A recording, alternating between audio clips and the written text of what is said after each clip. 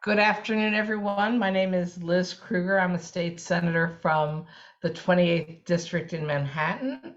I'm joined today by my co-sponsor in the Assembly, Jeff Dinowitz, as well as advocates and experts in the field we're talking about today.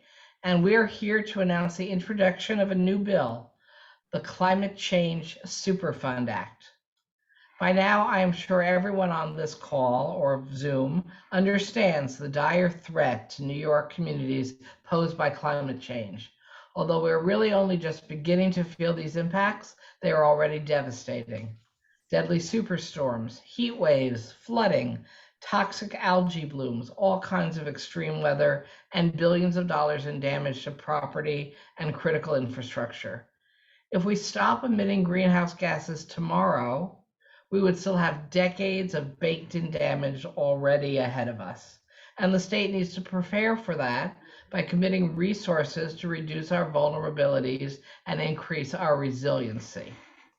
And truthfully, we can't get this done fast enough, and the amount of money that it's going to require from us is significant. The fossil fuel industry has to take some responsibility for creating this crisis. There is irrefutable evidence that as far back as the 1970s, many of the biggest fossil fuel companies knew much more about the disastrous long-term impacts of burning fossil fuels than they had acknowledged or admitted to the public. First, they concealed the scientific evidence. Then they engaged in decades-long deception campaigns to convince the public that the science of climate change was unclear when just the opposite was true. Some in the industry still refuse to acknowledge their reckless disregard for the general welfare and continue to pursue the goal of extracting every drop of oil they can while publicly pretending to take climate change seriously. Right now, fossil fuel companies are reaping windfall profits on the backs of consumers. They are taking advantage of a global crisis triggered by Russia's war against the Ukraine. The top 28 largest fossil fuel companies made almost $100 billion in combined profits in the first 3 months of this year, 2022, while continuing to drive our civilizations over the cliff. The Climate Change Superfund Act, however, is not about guilt or innocence.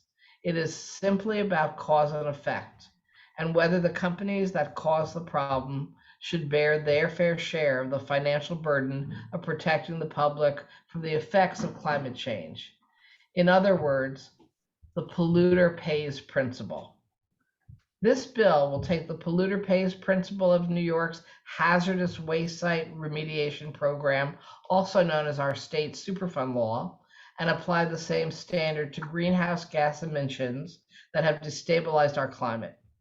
The biggest historical producers of fossil fuels will be charged a share of the costs necessary for New York State to adapt to climate change, and it will be done in a way that will protect consumers from bearing the economic burdens of this legal liability imposed on the industry.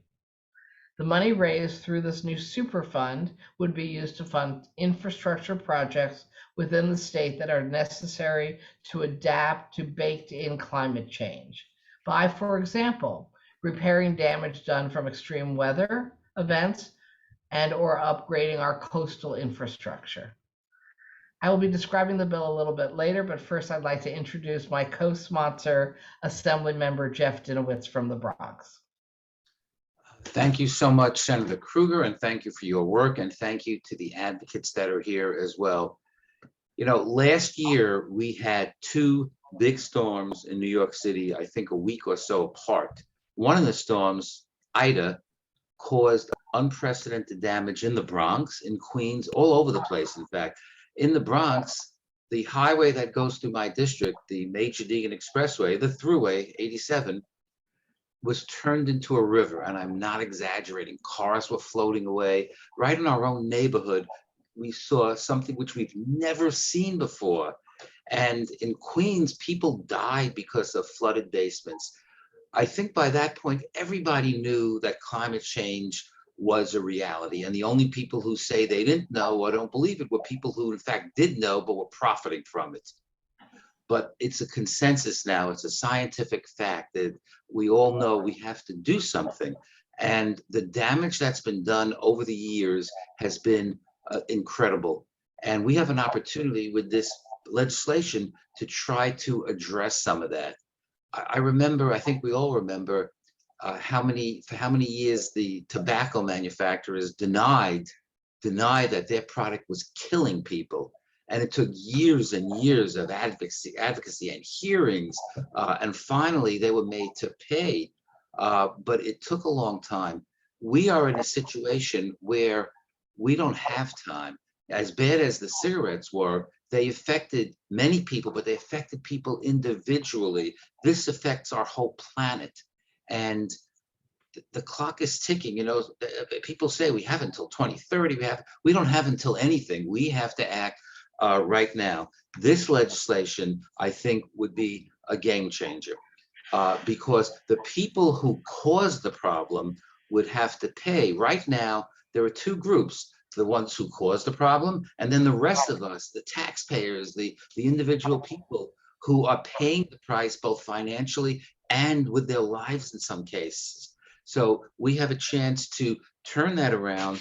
This legislation is very comprehensive. Senator Krueger is going to describe in detail the legislation, but this is not a totally new concept. You know, we have the Superfund. We have all kinds of funding that's available to do cleanups of the environment, but this is focused on the results of the burning of fossil fuel, of cleaning the air, and hopefully eventually reversing the impact of climate change, which not only has caused the incredible flooding, but it's caused heat. And it's not just heat, it's caused extremes in the weather. It's caused more hurricanes, stronger hurricanes, more tornadoes, stronger tornadoes. The list is endless.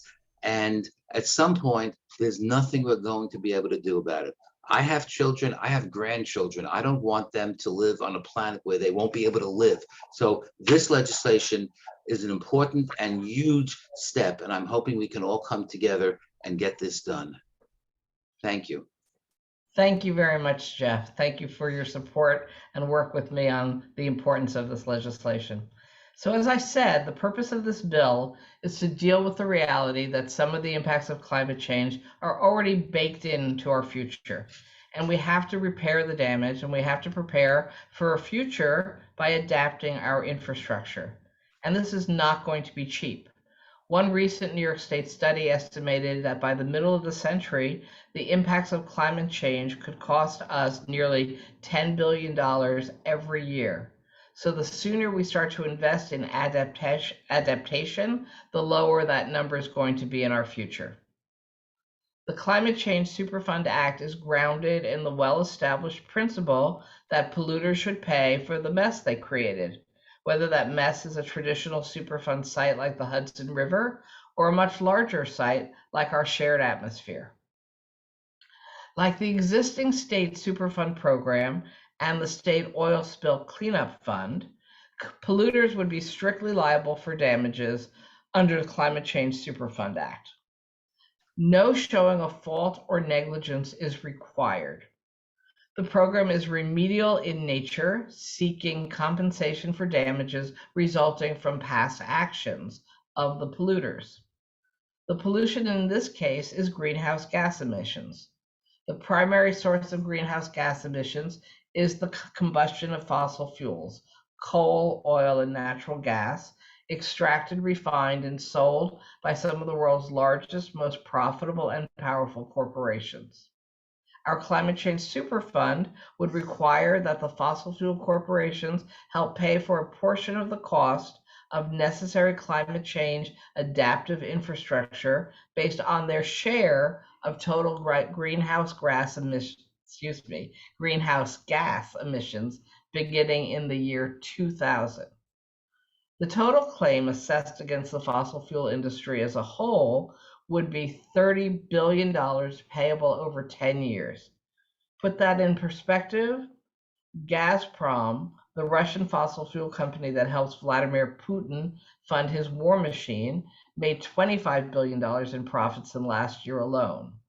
ExxonMobil made nearly $6 billion in profits in just the first quarter of this year. So talking about collecting $30 billion over 10 years from these companies is completely reasonable and far, far less than the cost of the damage they created. Two important things make it possible for our state to determine the proportionate responsibility that individual companies bear for historic greenhouse gas emissions. First, based on the research of Dr. Richard Heed, it is now possible to use company records to determine the amount of product put into the marketplace by each large fossil fuel company from 2000 forward, and to translate that into an amount of greenhouse gas emitted into the atmosphere. The formula for doing so is specifically written into the bill language. Second, because the concentration of greenhouse gases in the atmosphere is roughly constant everywhere on the planet, if a particular company is responsible for 5% of global historical greenhouse gas emissions, that percentage is the same at any location on Earth.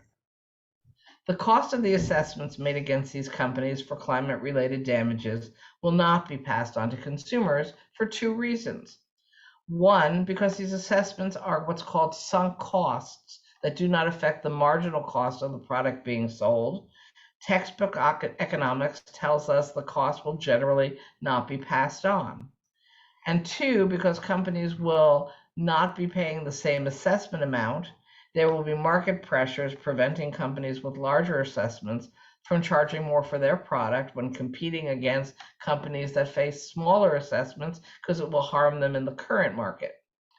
The program will be administered by the Department of Environmental Conservation, DEC, which would issue the assessments to responsible companies and collect the payments.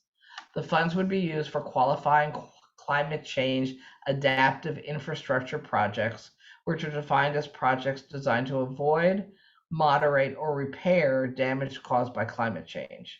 These would include, for example, things like storm water drainage systems, coastal wetlands restoration, defensive upgrades to roads, bridges, and subways, air conditioning and other upgrades in schools and public buildings, as well as projects to adapt to damage to agricultural land and fisheries.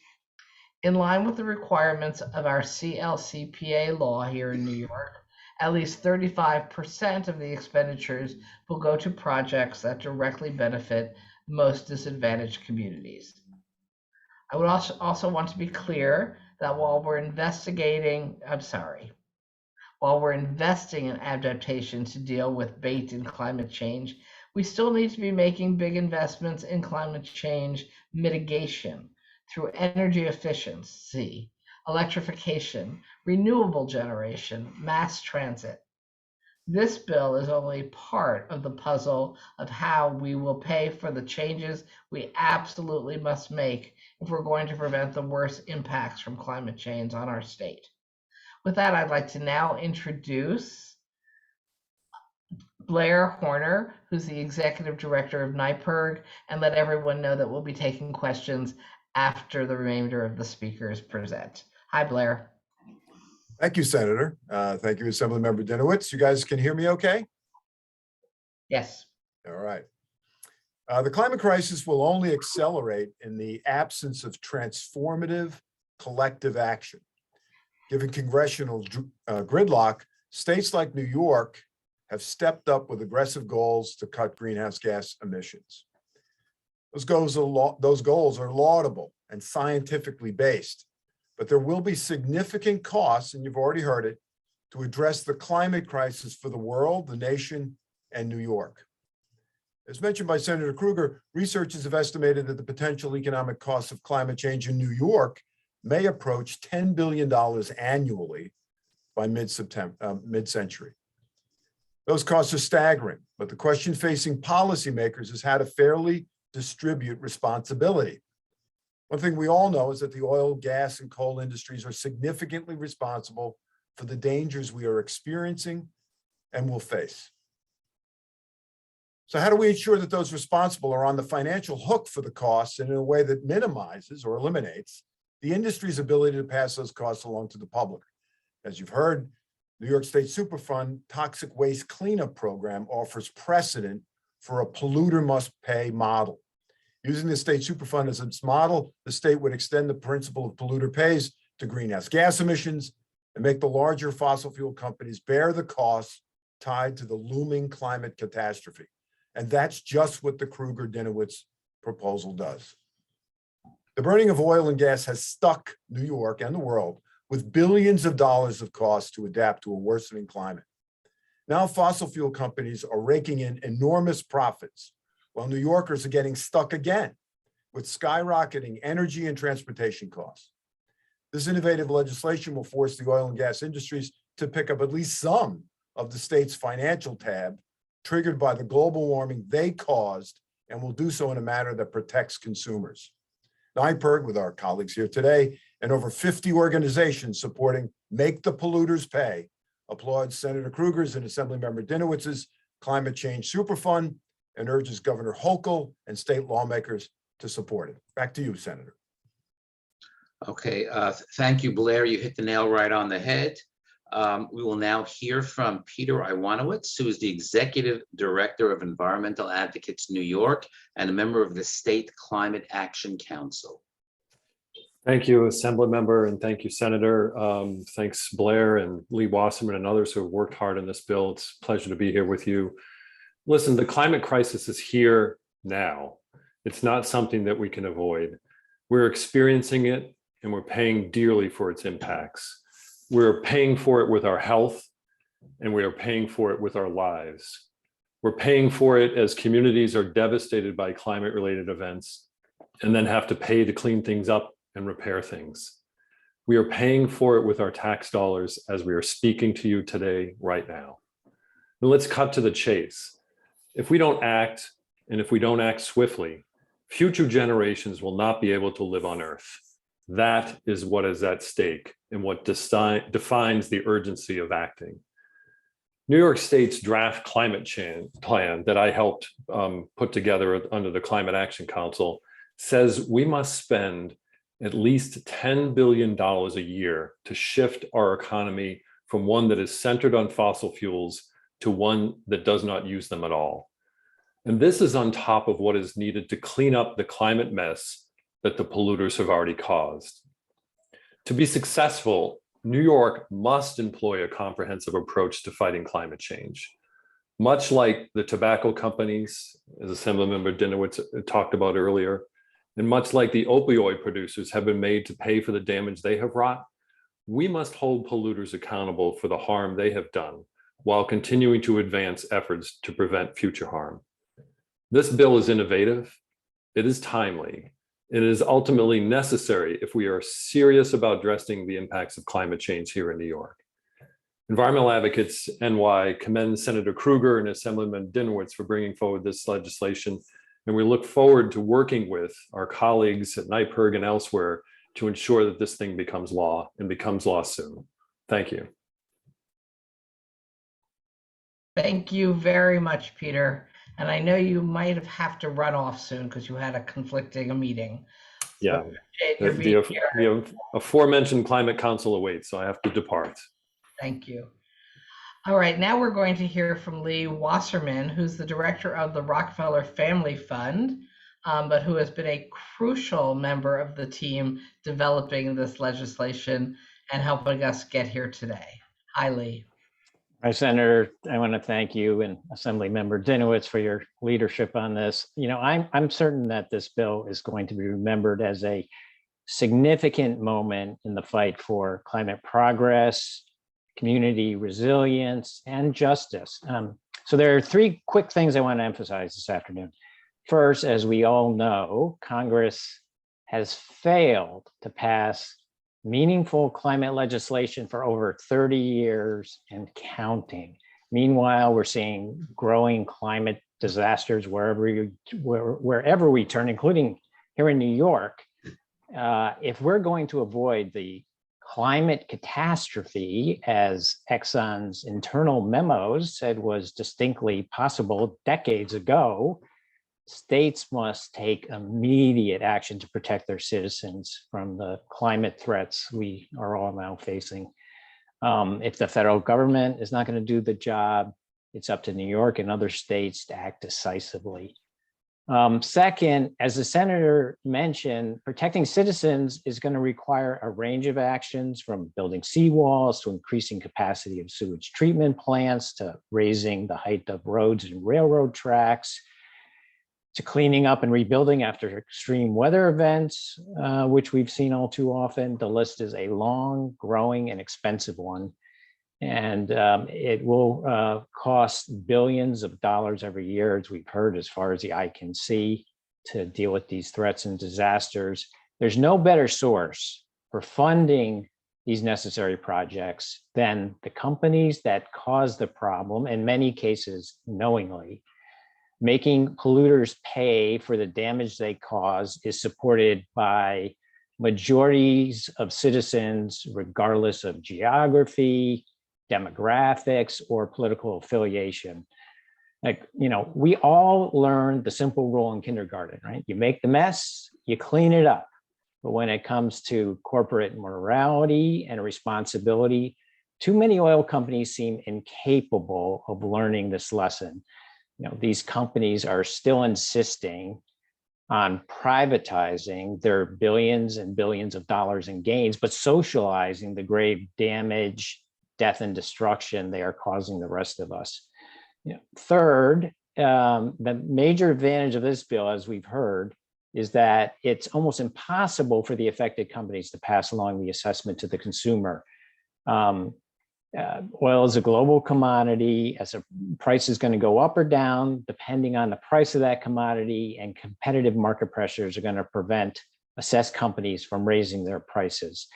The second reason I want to mention about why it would be hard or nearly impossible to pass along to consumers is a bit wonky, but is accepted by economists across the political spectrum.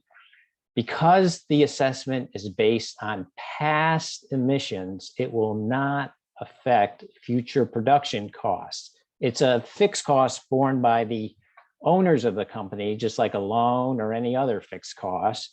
And economists agree that the maximum price for any good is the function of the cost of production and the demand for the product. Oil companies are already today and every single day charging as much as they possibly can without weakening demand.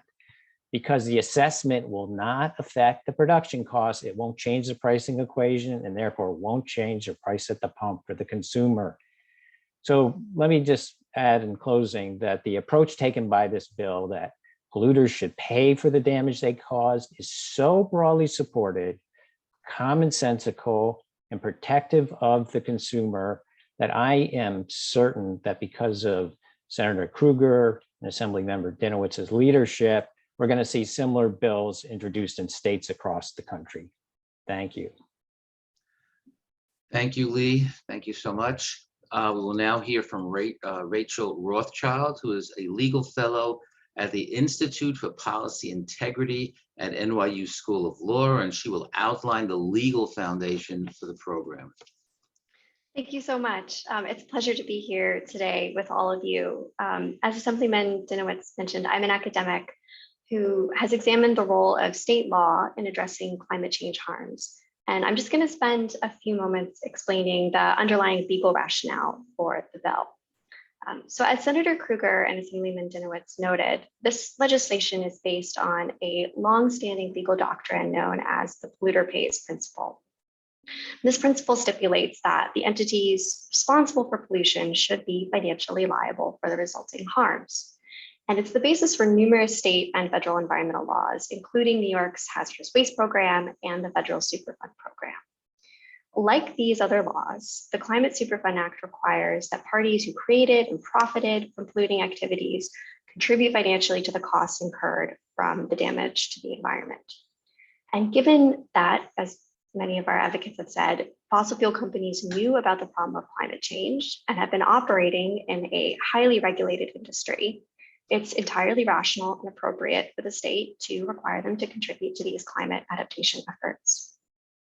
The bill is also in keeping with a long tradition in the United States of states playing a leading role on environmental problems.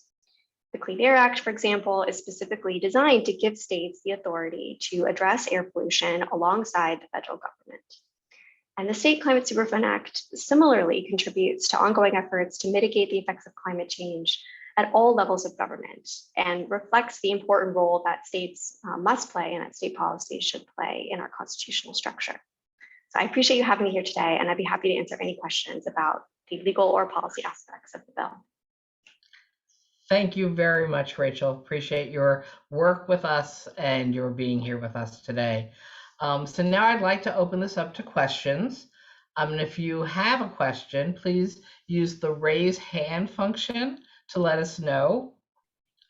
My staffer, Justin Flagg, will then call on you and then you'll be asked to unmute yourself. I also want to recognize, in addition to Justin Flagg from my staff, Robert Plattner, who's here with us from my finance staff, also has been incredibly helpful in moving us down this road, and this legislation is where it is because of all the great people who are here on this webinar.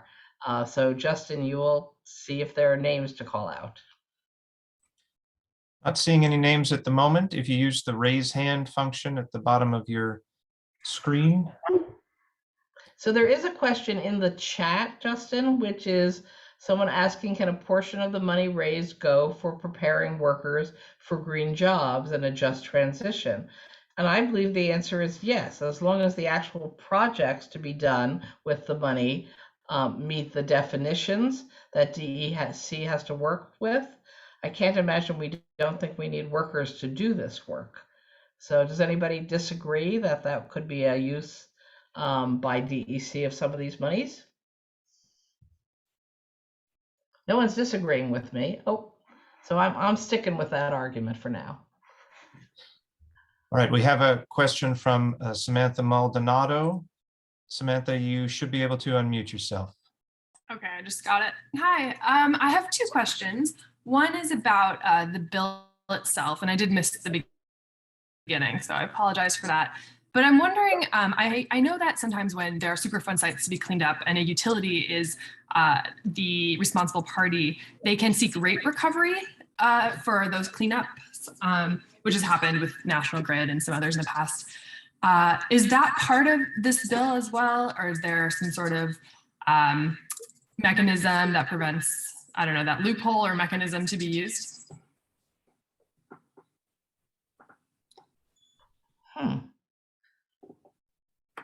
Rob, you're muted. Oh, Rob.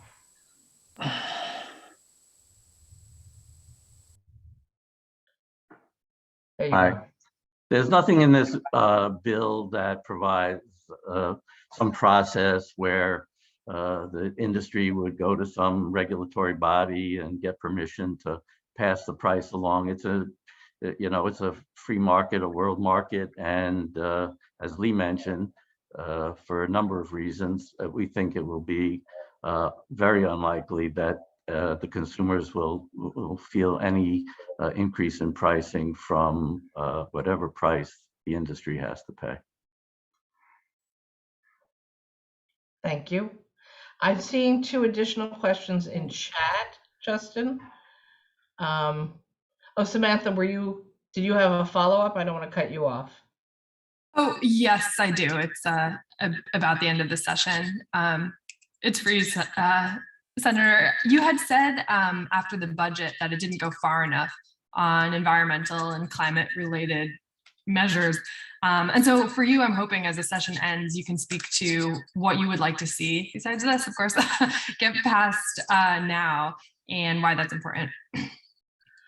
So realistically, I don't think any of us here on this webinar believe that this bill being introduced today is going to be able to make it through either house this session. We only have technically 3 to 3.5 days left next week in session, but we thought it was very important to get it introduced so that we could start the discussions, including with the governor's office, about how we can move this bill and find additional revenue for the environment starting as soon as possible. So no, not this year, and I don't think there are plans for any new giant environmental budget bills to move now. I won't speak for the Assembly. I'll let Jeff speak for the Assembly, but I don't think that's a storyline for the Senate in the handful of days we have left. Jeff? I mean, this is a large, it's a complicated bill. It's going to take a lot of work, a lot of outreach, coalition building, and I think we're looking at this as a longer term project than next week. I completely agree. And that was one of the questions on the chat as well. But then an additional question on the chat was, how often will the companies be notified or billed by DEC, and how long will they have to pay? And again, it's 10 years in total that they can pay. If they want to pay it all up front, I think we'll be perfectly happy to accept the money sooner than later. But the bill assumption, I think, is primarily that they will be paying their obligations each year over a 10-year period. Am I correct, Rob? Yes, yes, 9 years actually. They pay 20% the first year and then 10% from there on. But they will know their 10-year cost up front at the beginning of the first year, and that cost is determined based on the amount of greenhouse gas they've emitted compared to the other companies that are being charged. Thank you. Tracy Wolf, you should be able to unmute yourself. Hi, thank you. This is Tracy Wolf from ABC News, and this question might be most appropriate for Rachel, but obviously I'll leave it open to everyone. I'm just curious, given the legal aspects of this case, or I'm sorry, of the bill rather, I mean, this seems like a pretty straightforward way to try to get polluters to pay, as you say. And I'm curious, Rachel, kind of why hasn't this been done before, and or what are some of the biggest legal challenges that I'm sure fossil fuel companies will raise against this bill should it actually be passed? I imagine that they'll probably not want to pay. Thank you. Sure, I'd be happy to take that question. I think I'll defer to others about why this hasn't been done before. Obviously, there have been many years that legislators here across the states in Washington have been trying to make progress in climate change. So I think this is part of obviously a much longer series of efforts that have been made and are following in those footsteps. But in terms of how industry may try to push back on this bill, you know, obviously we've seen certain fossil fuel companies try to advance arguments that these actions need to be taken exclusively at the federal level in some of the climate litigation. I've worked on research showing that that's not the case.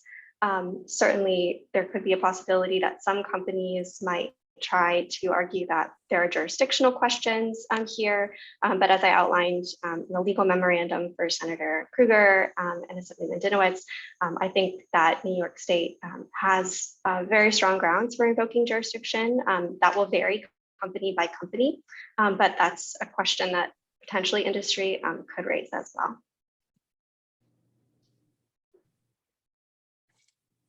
Thank you. Jill Weber, you can unmute yourself.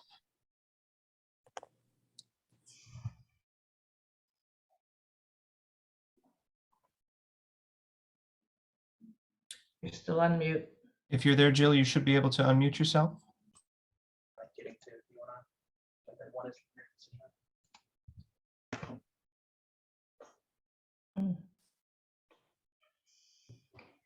Jill, we may have to come back to you. Senator, I believe there's 2 more questions in the chat. Okay, I'm seeing the one regarding lead poisoning from 6 decades of leaded gasoline, contra medical advice. Will that be counted as a project that can be covered by these monies? I guess the removal of lead from soils, which are causing damage to people's health. It goes on a little bit longer. And I think my answer is that the way this bill is written, it would be up to DEC to determine what specific projects can and would be covered by monies available. And so I just sincerely don't know whether DEC recognizes lead in the soil caused by fossil fuels as being a category that would be included. So it's an excellent question. I don't feel like I have the expertise to answer. I don't know if anyone else on the call does. I think it is a close question, but since we are determining the amount people are paying by the proportionality of greenhouse gases in the atmosphere, that may create a problem in terms of proportionality of spending money on lead poisoning. Okay, and then we have one more in the chat. I see a few questions also in the Q&A that we should probably get to. Oh, okay. So I'm looking at chat. I'll just finish those and then we can jump to Q&A. How could the public and advocates support the proposed bill? Oh, well, you can organize with environmental organizations you might be involved with, or just all by yourself to tell your elected officials in the Senate and the Assembly, this is a bill you hope they will co-sponsor. Because for Jeff and I to move this bill in both houses in the future year, we're going to need to show that we have the support of our colleagues. So I would definitely take a look at who's on the NCON committees in both houses come January, because there may be some changes. It'll be a new session. But I would definitely always start with those members and then just keep going. Obviously, your own local members would be great to reach out to. And there are so many amazing environmental activists working in organization and coalition in this state that it's almost impossible that you don't know of some of them and that you couldn't coordinate with them to urge them to support this bill, as we saw today with NYPIRG and environmental advocates, just two organizations being here to support us. Jeff, other ideas how they can motivate legislators? It's all about reaching out, talking, nagging, making sure that they hear from as many people as possible. I think both of us, we certainly like to think we know about everything, but when we hear from constituents, it really counts. And getting a lot of emails or letters, even, some people actually write letters, phone calls, all that stuff adds up. And it's important for every individual to talk about this, and for every legislator to know about this and to put it on the front burner. We all have our own priorities, but we want to make sure that this is one of the priorities that as many of our colleagues as possible have. If you guys don't mind, I'll just add something, just a short sentence: raise a ruckus. Lawmakers like to hear from constituents. Lawmakers will be heading home to run for election this year. It's a great time to engage on the issues of the day, and it's hard to imagine one more important than this one. Thank you. How does this bill compare with the Climate and Community Investment Act bill, which has been proposed by the New York Renews Coalition over the past several years? And I am a supporter of that bill as well. And as we heard multiple times as we were each speaking, we have a lot of work to be doing on climate reinvestment and mitigation. And so I don't see any conflict between the two bills, and they are different ways to each collect additional revenue to meet the obligations we have for our future. So they are different bills. They aim at new revenue in different ways, but they are very much complementary to each other and the goals of both of them. I don't think there's any It's not an either or. They are not mutually exclusive. Yes. Okay. Senator, I'll just read some from the Q&A. Great. We have one question. Could you walk us through which fossil fuel companies would owe the state money under this bill? Is it just those who operate in New York State? So no, it would be regardless of where they operated, because the damage spread through our environment doesn't start or stop at state lines. And I have to ask one of our experts to explain which companies are in the master list to be hit with these costs. Well, let me say that the legal issue is just whether there's enough connection with New York State, that there's products sold in the state, or there's some other participation in the New York market. And that applies to companies owned by foreign governments as well. There's no immunity for a company like Gazprom or Aramco, and they would be on the list of companies that would be receiving a demand for payment. And some of the other companies that you think of as being the biggest in the world would also be, they'll be on the list and significant payers under the bill. Thank you. Great. And a question, how was the $30 billion total gathered? How was that number set? I have the answer for that one. There was federal legislation that was introduced in the summer, and at that time, the people who were looking at what number to pick, there's no number too big that you can pick that there wouldn't be liability for it, that much damage has been done. But the question is keeping the industry going while we make the transition. And so the federal government, or not federal, Van Hollen was the sponsor of the bill. A decision was made at the federal level. The number was $500 billion over 10 years. So when we brought the number back down to the state level, and because we think other states are going to be doing this as well, we don't want to take more than our share. We took our share of the US population is about 6%. So we took 6% of 500 billion, which is 30 billion.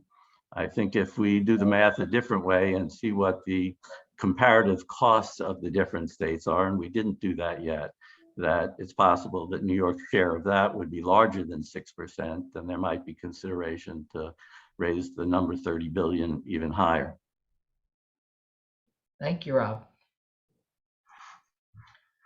Just one final question, which I think you've addressed, which is what can citizens do to help ensure this bill gets enough support from legislators and the governor? I think that Jeff and I covered that, and Blair covered that. Just keep talking about the bill, urging people to co-sponsor it, share with the governor how important you think this bill is. As you just heard, we started drafting in the New York world, and then we thought we could actually pull off moving the federal government to do this. And so some of these same people worked very hard to try to get the federal government to pick this up, because obviously that would be an enormous win for the entire country. And then when it looked like, at least at this moment in history, we were not going to be successful at the federal level, we came back to our home state and said, let's see how fast and far we can go here in New York. So I just think more and more people starting to talk about polluter pay with the fossil fuel industry for the environmental damage. We can document it's real. We can document who did it. We can calculate the cost of the estimated damage and apply a reasonable formula to have them pay it back. So I really do believe this seems like it's complicated, and it is, but it's a very straightforward win-win-win proposal. Just one quick sentence to that. I mean, Lee Wasserman said it best earlier. We all learned this in kindergarten. You make a mess, you clean it up. From the citizen's perspective, from the resident's perspective, don't get get distracted by the complexity of what we're proposing. It's very straightforward. The oil companies made the mess. They knew what they were doing, and now they should pay for the cleanup, not the rest of us, because the costs are going to still be there no matter what happens. Thank you. Just one final question that came in. How does the bill suggest the state identify the companies and determine how much they owe? I believe from research that has already been done, we can identify the companies on what percentage in any given year of the damage was attributable to them. Am I right, Rob? Yes, there's really the reason this bill can be put forward is because of the work of a Dr. Richard Heady, who spent an awful lot of time putting together the production records of the industry. So there are production records for all of the biggest companies, and you can translate production into emissions with different formula for coal versus oil versus natural gas. And depending on how curious you are, I mean, that's public information. Those are peer-reviewed studies that he's done. And you can, I think, even see probably a list of where he came out in terms of specific companies and their contribution. Great. Senator, if I might add one thing before we close, and that is this bill is terribly significant at a national level, because it would be the first state, New York would be the first state to proceed in making polluters pay for the climate damages they've caused. I know for a fact other states are actively considering this, and as has been said, we're running out of time. We need to get those projects going. We need to know that they're going to be supported. And these companies, frankly, are just continuing with their same business model that has led us to this position. And if anything, they have plans to extract greater and greater amounts. So this won't change that reality, unfortunately, but at least it will make those parties most responsible for this crisis pay their fair share, while hopefully the longer term solution is arrived at by Congress and the federal government generally. Why did federal officials decline to take this on at this time? I don't know if there's an actual decline as opposed to just not the reality of not getting the specifically underlying bill ever passed. Is that correct? That's right. It would have been part of the Build Back Better proposal that President Biden put forward. And because that has run into a dead end, at least at the moment, nothing regarding climate of any significance has happened. So we met the same fate as a number of other proposals that are desperately needed. Yeah, there was legislation in Congress. Senator Van Hollen, as mentioned, from Maryland, and Representative Bowman from New York advanced it in the House. But as Lee mentioned, it's part of reconciliation, and there was this guy from West Virginia that didn't want to do Build Back Better. Voted against infrastructure. Yep. So with that, I'm just going to hand it back to Jeff Dinowitz for any closing remarks he might have. I would just say very briefly, I have 4 grandsons, ages 7, 7, 5, and almost 4. And this is for them and their contemporaries and their children. We got to do this now, or they won't, we won't know what the future would be, but it would be a very bad future if we don't. So thank you to all who are here and who are helping to hopefully make this happen. And I also just want to give my thanks to everybody who's been working with us to get us this far, and very glad that we know we will have a bigger and bigger universe of people to help us push this come the new session in 23. And please make sure you follow up with either of our offices if you have additional questions. And I want to sincerely thank everybody who's here with us today: Lee, Rachel, Blair, Rob, Peter, who had to leave, and of course my colleague in arms, Jeff Dinowitz. So I hope everybody has a nice end of the week. Thank you. Thank you.